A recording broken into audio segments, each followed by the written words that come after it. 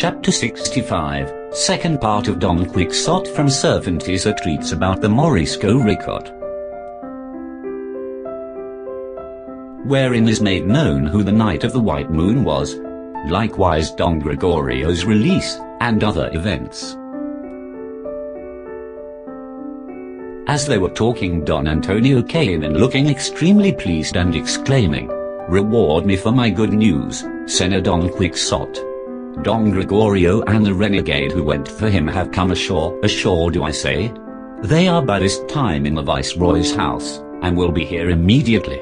Don Quixote cheered up a little and said, "Of a truth I am almost ready to say I should have been glad had it turned out just the other way, for it would have obliged me to cross over to Barbary, where by the might of my arm I should have restored to liberty, not only Don Gregorio, but all the Christian captives there in Barbary.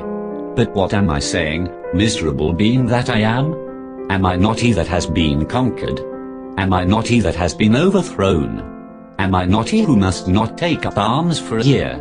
Then what am I making professions for? What am I bragging about? When it is fitter for me to handle the distaff than the sword." "No more of that, Sen," said Sancho. "Let the hen live, even though it be with her pip. Today for thee and tomorrow for me. In these affairs of encounters and wax one must not mind them, for he that falls today may get up tomorrow. Unless indeed he chooses to lie in bed, I mean gives way to weakness and does not pluck up fresh spirit for fresh battles. Let your worship get up now to receive Don Gregorio, for the household seems to be in a bustle, and no doubt he has come by this time." And so it proved, for as soon as Don Gregorio and the renegade had given the Viceroy an account of the voyage out and home, Don Gregorio, eager to see Ana Felix, came with the renegade to Don Antonio's house. When they carried him away from Algiers he was in woman's dress. On board the vessel, however, he exchanged it for that of a captive who escaped with him. But in whatever dress he might be he looked like one to be loved and served and esteemed, for he was surpassingly well favored, and to judge by appearances some 17 or 18 years of age. Ricote and his daughter came out to welcome him, the father with tears, the daughter with bashfulness.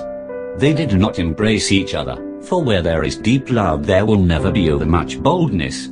Seen side by side, the comeliness of Don Gregorio and the beauty of Ana Felix were the admiration of all who were present. It was silence that spoke for the lovers at that moment, and their eyes were the tongues that declared their pure and happy feelings. The renegade explained the measures and means he had adopted to rescue Don Gregorio, and Don Gregorio at no great length, but in a few words, in which he showed that his intelligence was in advance of his years, described the peril and embarrassment he found himself in among the women with whom he had sojourned. To conclude, Ricote liberally recompensed and rewarded as well the renegade as the men who had rowed, and the renegade effected his readmission into the body of the church and was reconciled with it, and from a rotten limb became by penance and repentance a clean and sound one. 2 days later the Viceroy discussed with Don Antonio the steps they should take to enable Ana Felix and her father to stay in Spain, for it seemed to them there could be no objection to a daughter who was so good a Christian and a father to all appearance so well disposed remaining there. Don Antonio offered to arrange the matter at the capital, whither he was compelled to go on some other business, hinting that many a difficult affair was settled there with the help of favor and bribes. "Nay," said Ricote, who was present during the conversation, "it will not do to rely upon favor or bribes, because with the great Don Bernardino de Velasco, Conde de Salazar, to whom His Majesty has entrusted our expulsion, neither entreaties nor promises, bribes nor appeals to compassion, are of any use. For though it is true he mingles mercy with justice, still, seeing that the whole body of our nation is tainted and corrupt, he applies to it the cautery that burns rather than the salve that soothes. And thus, by prudence, sagacity, care and the fear he inspires, he has borne on his mighty shoulders the weight of this great policy and carried it into effect, all our schemes and plots, importunities and wiles, being ineffectual to blind his argus eyes, ever on the watch lest one of us should remain behind in concealment, and like a hidden root come in course of time to sprout and bear poisonous fruit in Spain, now cleansed, and relieved of the fear in which our vast numbers kept it.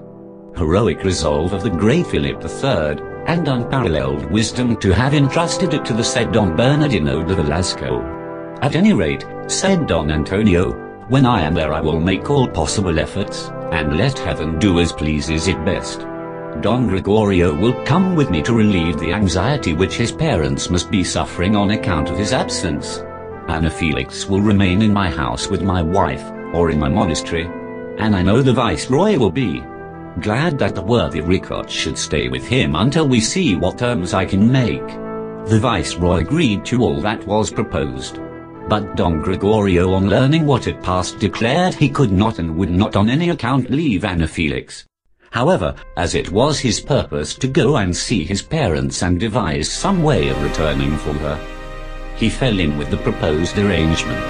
Anna Felix remained with Don Antonio's wife, and Ricote in the Viceroy's house. The day for Don Antonio's departure came, and 2 days later that for Don Quixote's and Sancho's, for Don Quixote's fall did not suffer him to take the road sooner. There were tears and sighs, swoonings and sobs, at the parting between Don Gregorio and Anna Felix. Ricote offered Don Gregorio 1,000 crowns if he would have them, but he would not take any save 5 which Don Antonio lent him and he promised to repay at the capital. So the two of them took their departure, and Don Quixote and Sancho afterwards, as has been already said, Don Quixote without his armor and in traveling gear, and Sancho on foot, Dapple being loaded with the armor.